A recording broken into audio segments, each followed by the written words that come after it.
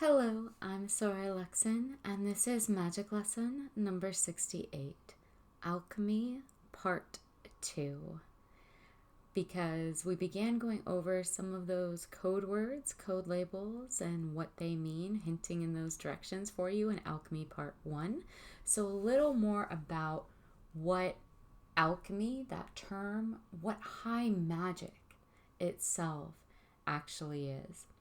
So, in magic, rituals are performed to assist in ascertaining a specific goal. In high magic specifically, rituals bring us into contact with this code word, God. You'll see it in masonry, you'll see that G beneath the compass, you'll see it in all sorts of different esoteric volumes, God. What does that mean? In reference to the occult when it's used inside of magic. Because you need to keep in mind that in occulted practices, everything, including that word, is in code of some kind or another. So God doesn't mean in magic what it means when it's used other places. This word, this label, this symbol, God in magic both does and really does not ever mean the same thing as it does in context to say how a religion uses it or a dogma uses that word as a reference point or as a definition point. To give you a subtle, bit of advice, a place to begin, a guidepost along your own journey, God in magic has much more to do with the absolute infinite, beyond the reality constructs of things like time and space, than it has to do with any Western idea of what God in, say, a Christian sect or a Catholic sect or a Presbyterian sect would make of it. God in magic has to do with our own HGA or higher self, or our own ability to deconstruct the parameters of what we think we know and gain access into the massive all that both is and is not. That's a much more complete definition of God and magic. It's the all. To gain access to realms of knowledge, insight, spiritual evolution, physical, psychological, emotional, and soul intuitions that most people either assume or actively believe to be implausible, if not downright impossible. And they aren't. God in magic usually is this code word, the handle, shorthand, if you will, for the great consciousness that isn't beholden to our experience of change, which can only be assessed within the mortal coil, within these physical temporal constructs that exist all around us, within 3 dimensions, within these physical bodies.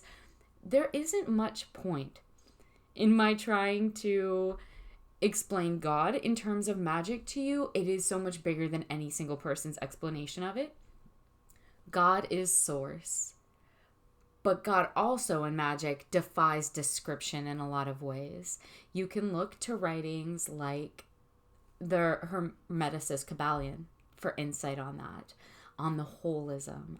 There's all sorts of different traditions and backgrounds that are going to express this occult idea in different ways for you.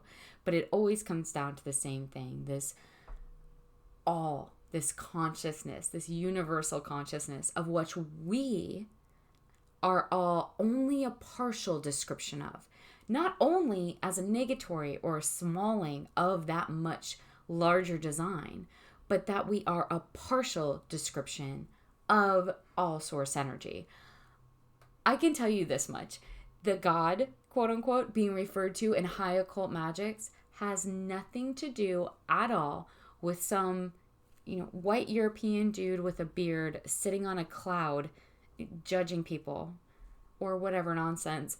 Because energetic awareness that isn't bound by things like time and space has no qualities. It has no opinions in relation to those sorts of characteristics or descriptions.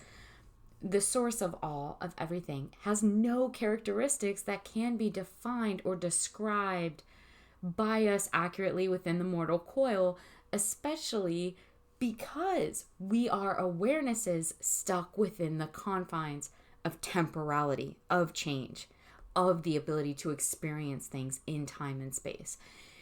Infinite doesn't experience that. It doesn't experience change. So God doesn't experience change, and the all is infinite. So this God, the God in the occult, is not the dude you ask for things in prayers. That's not what's going on.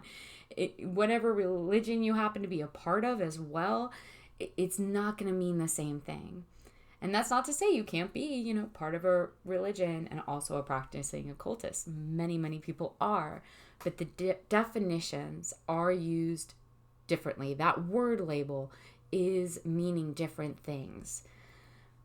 So a white guy sitting on a cloud, that isn't the meaning of the word God when you come across it in grimoires or occulted writings or magical reference texts. It just isn't. It's a code word for the universal consciousness, which you are a partial description of, even though you don't know it. That's what that God is. The God in religions and dogmas tends to be the God of ego. Part of the alchemical process that's begun with an initiation into magics, or the transformational journey, if you'd prefer that, if you will, it has quite a lot to do with the recognition of God within the self.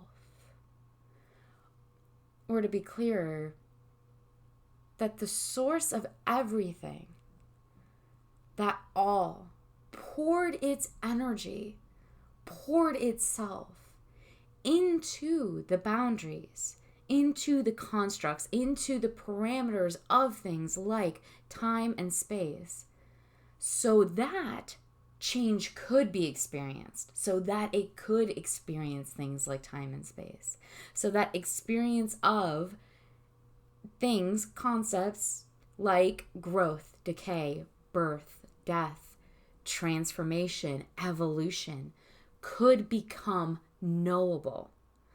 And we, as realized individuals, very real and separate individual entities, are part of that energy experiencing itself. We are God experiencing itself. We aren't ourselves God. No one of us is God. That's not what I mean. Don't take it out of context that way. Again, you can look to the Kabbalion and other writings on that. If you start running around as a Hermeticist or any type of occulted practitioner, a Kabbalist, Lorianic practitioner, a Thelemite, what have you, if you start running around yelling to everyone you meet and to the heavens at large, I am God, that's ridiculous. You're wrong, and that's the hidden lesson, that you're missing the point entirely. You simply haven't finished your alchemical evolution yet and are just simply, arrogantly, egotistically dead wrong. You aren't God. That isn't what the occult teaches. That's a misconstruct, a misinterpretation of the larger path of releasing the ego so that you can become aware what you are a part of is existent and not what you think you have sudden control over. So you are a partial expression of God experiencing itself. Yes, of that universal consciousness experiencing itself. But you yourself aren't all universal consciousness while you're in one identity as one individual. So in a way, you are God, yes, but not in the way that makes you sound like, Caesar trying to take over the entire known world. You're a minute fraction of infinite source experiencing itself, which is amazing. But that doesn't make you the all. It doesn't make you alone the entirety of everything in every universe, in every dimension. Other things exist. Other identities knowing themselves exist. other energy that you aren't yet a part of or yet ascended to being exists as well. You actually are connected to everything, and you can experience yourself as that and in that way. But here on this plane of experience, the ego gets in the way. It's kind of what we're born into, our heritage with self-informed identity. The ego making your awareness of what you are constantly keeping, because of that awareness, it keeps what you really are just out of reach. That's what a lot of alchemy is about. It's in really beginning to comprehend that, to grapple with it, and then to, evolve through it. Again, bear in mind code words, right? Again, occulted secrets. So if God doesn't mean what it means in religion the same way it means what it means in the occult, then the word ego probably doesn't as well. And it doesn't. There's different meanings. The word ego in magic does not mean what it means in, psychology or daily conversational use. Whatever your concept of ego is, that's likely not at all close to what I mean using the word now in reference to dissolution of the ego within magic, because it's just not what the word means inside of occulted teachings. In the occult, ego doesn't mean some version of arrogant. It doesn't mean that. And it doesn't mean some partial part of your own mind or brain. It doesn't. In magic, the word ego, that label identifier, that symbol, that word, actually means something much closer to you are the source and manifester of all creation. You are source energy, making itself known to itself, experiencing.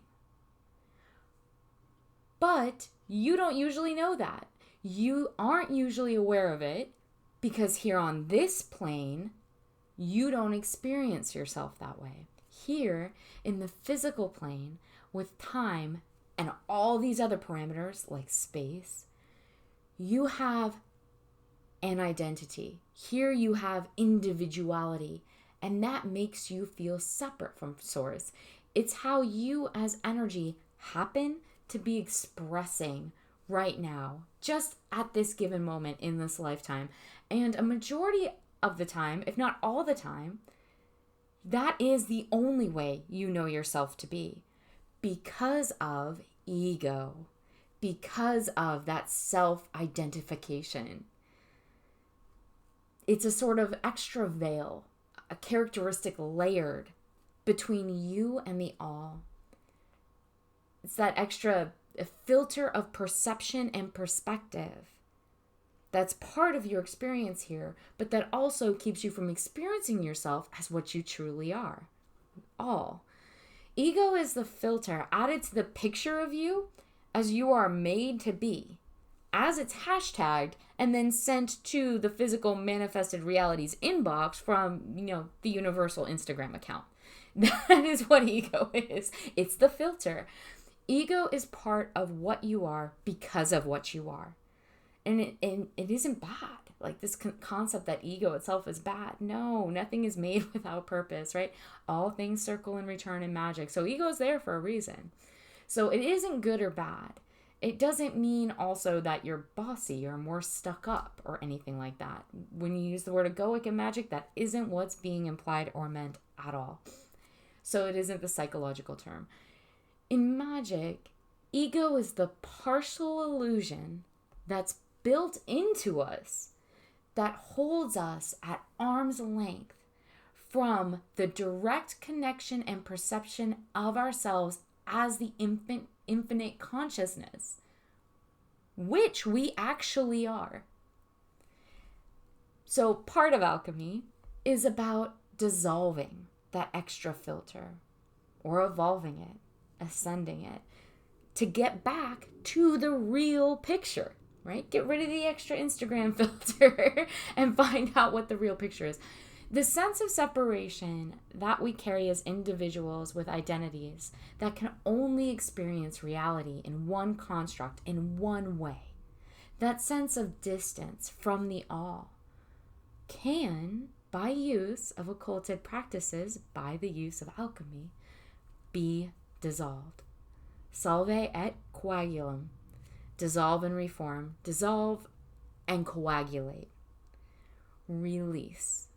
Look to the disparate parts and pieces, refine them, mix them together again in a new way to form the pure, finished product. So yes, alchemy, like God and ego, is also another code word. And when you do begin to know yourself as, experience yourself as the consciousness that is source, which is what you are, it comes with some pretty nifty, kickbacks, some perks, some benefits, some talents and skill sets. When you can be in a room and know yourself as everyone in that room from any, a point, any perspective, because you are source energy, when you can move freely that way, those are really important assets to have, because you're no longer just your ego filter. So you can access all these other abilities and magic, the occult. If you go far enough with it, it does allow for that. You become what you already are. What you're doing is almost removing a shackle that's in your way, that's chaining you to an only temporal space defined a concept of what your identity must be. And when you get rid of that, you realize what you actually are. That and have this access to everyone and everything, right? All consciousness. I would say alchemy, more than anything, no matter which practice it's being used within, because it can be applied in a lot of different ways and is, across traditions and cultures. Alchemy is this process. It's the steps we employ. It's the necessary experimentation and tasks that we go through, whose end goal is ultimate truth. To become authentic reality rather than the misnomer, the illusion, this deception of what we only believe in our limited form to be real. Magic is the great craft. Again, that process, that word, craft. It's the great art. It's something you make and create. It's the high art, the great work, something you labor at. Alchemy is the system that we use for it, for magic. Alchemy is the process applied within magic. Somewhat. Until next time.